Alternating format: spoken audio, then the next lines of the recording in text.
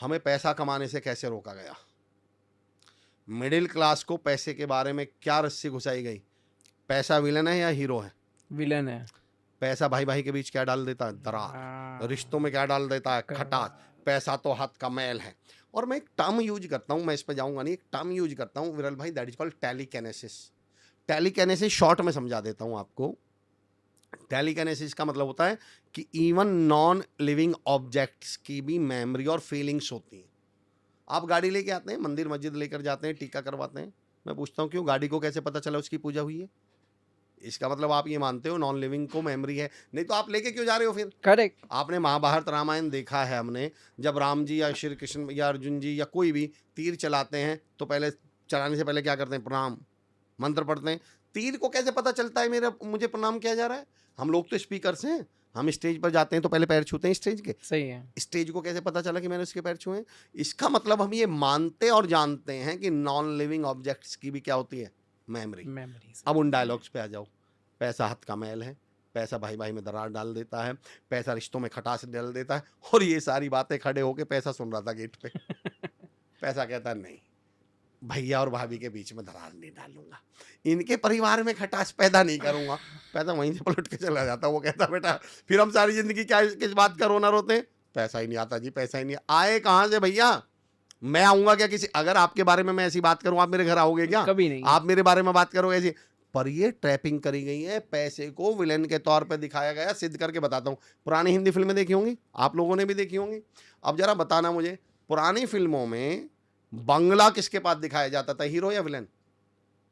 Villain के villain. पास। लंबी एम्पाला गाड़ी में कौन दिखता था? विलन। सूट वूट में कौन दिखता था? विलन। हाँ। लंबी सिगार कौन पीता था? पैसे वाला कौन दिखाया जाता था? विलन। विलन। और हीरो? सारी दुनिया का बोझ हम उठाते।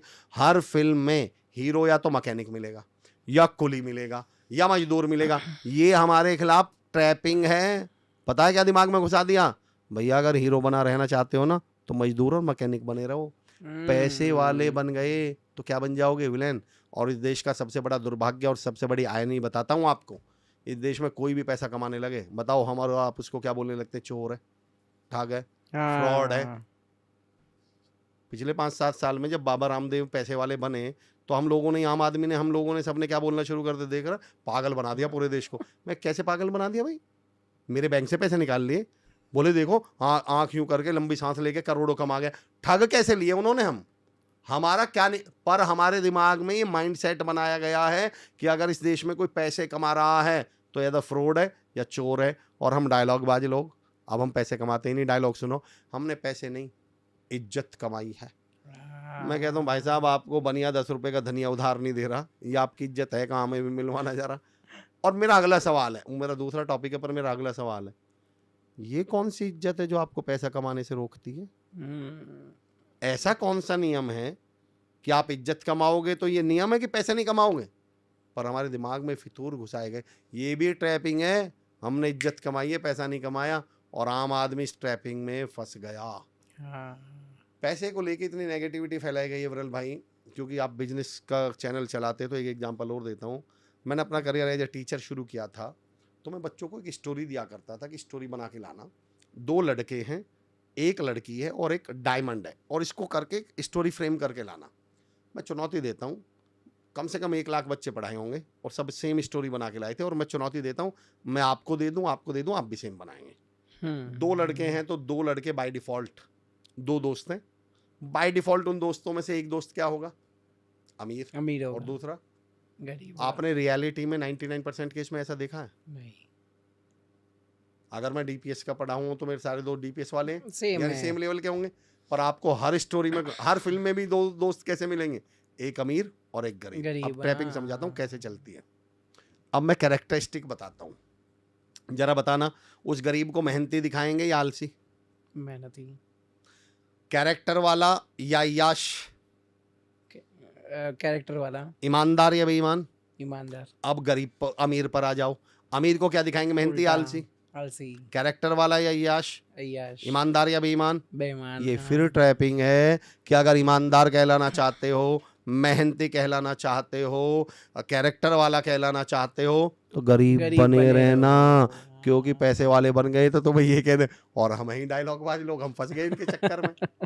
मैं कहता हूँ दोस्तों, पैसा कमाइए, पैसा बढ़िया तरीके से कमाइए, अच्छे तरीके से ही कमाया जाता है, ये भी गलतफहमी। ये सब आप बिजनेस कोचिंग दे रहे हैं, मैं चाह रहा हूँ यूथ समझे इस बात को। पैसा कमाने के लिए ना आपको झूठ बोलने की जरूरत है, ना बेईमान होने की जरूरत है, ना चोर बनने की जरूरत है। आप ईमानदारी से करोड़ों रुपए कमा सकते हैं, और ये सत्य है। इस ट्रैपिंग में मत फंसना आप लोग बिल्कुल भी। तो पैसे को हर चीज के प्रति हमारे दिमाग में, और विरल भाई क्योंकि तमाम हमारी बहनें, हमारी माताएं और तमाम यंग फीमेल्स जो हैं, यंग फीमेल एंटरप्रेन्योर्स भी इस पॉडकास्ट को सुन रही होंगी, तमाम बच्चियां, लड़कियां, उनसे भी एक बात कहना चाहता हूँ। आपके खिलाफ भी एक ट्रैपिंग की गई है, वो इस स्टोरी में आती है। There were 2 boys, a diamond and a girl. मैं विरल भाई आपसे चाहता हूँ अगली लाइन आप कंप्लीट करिएगा। 2 लड़के बता दिए, एक अमीर है, एक गरीब है, ऐसा है वैसा है। स्टोरी आगे बढ़ती है। There was a girl and she was very, क्या वर्ड यूज किया जाएगा लड़की के लिए? Cute. She was very cute, beautiful. Beautiful. हाँ। ये लड़कियों के खिलाफ साजिश है। सुनना बच्चियों, ये क्यों नहीं कहा गया there was a girl and she was very intelligent? हाँ। ये क्यों नहीं कहा गया there was a girl and she was very hard working? ये हमारी बच्चियों के खिलाफ साजिश है। इनके दिमाग में घुसा दिया गया खूबसूरत बनी रहो, ब्यूटीफुल बनी रहो, बिजनेस वुमन बनने की मत सोच लेना, एंटरप्रेन्योर बनने की मत सोच लेना, कामयाब हो। और मुझे दुख इस बात का, हमारी बच्चियां इस झांसे में आ गई। सारा दिन खूबसूरती की बात चलती। मेरा ये कहना है विरल भाई, मैं हर अपनी बच्ची से कहता हूँ, मैं कॉलेज में जाता हूँ सेशंस के लिए, कॉर्पोरेट्स में जाता हूँ, मैंने अपनी बिटिया से बोलता हूँ, मैंने कहा बेटा जब कोई तुम्हारी खूबसूरती की तारीफ करे तो चिढ़ जाना। कारण बताता हूँ आपको। अगर कोई मुझसे इस पॉडकास्ट को देखने के बाद एक कमेंट आए विरल भाई नीचे कि अमर भाई आपकी हाइट बहुत अच्छी है, तो मेरी नज़र में उसने मेरी बेइज्जती की है। मेरा 1.5 घंटे का पॉडकास्ट देखने के बाद, इतनी बातें सुनने के बाद वो मेरी हाइट की तारीफ कर रहा है। पता है उसने इनडायरेक्टली क्या बोल दिया? कि बाबा कंटेंट वंटेंट तो कुछ नहीं था, तुमने बातों में कोई दम नहीं था। मैं आपके घर जाऊं यार विरल भाई, एक बात बताओ, आप मेरे घर आए, मेरी वाइफ नीतू नाम है उनका, वो आपके लिए चाय लेकर आए, और चाय का सिप लेकर आपका पहली लाइन क्या है? भाभी जी कप बहुत अच्छे हैं। तो ये कप की तारीफ नहीं हुई है, चाय की बेइज्जती ये है। बोला गया कि चाय वाय तो इतनी लायक ही नहीं है मैं कुछ बोलूं। मैं हर बच्चे से बोलता हूँ कि कोई आपसे कहे यू आर वेरी ब्यूटीफुल, आपकी इंसल्ट कर रहा है वो। आपके ब्यूटीफुल होने में आपका रोल क्या है? क्या आपने यूपीएससी क्लियर करके ब्यूटीफुल बनी है?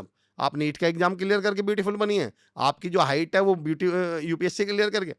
उसने उस चीज की तारीफ की है जिसमें आपका रोल ही नहीं है। जब कोई आपकी ब्यूटी की तारीफ करे तो बोलो एक्सक्यूज मी, टैलेंट की तारीफ हो तो बताओ, मेरे कम्युनिकेशन की तारीफ करो, मेरे हार्ड वर्क की तारीफ करो, मेरे टैलेंट की तारीफ करो। तो मैं अपनी बच्चियों से रिक्वेस्ट करता हूँ इस झांसे में, इस टैपिंग में आ मत जाना।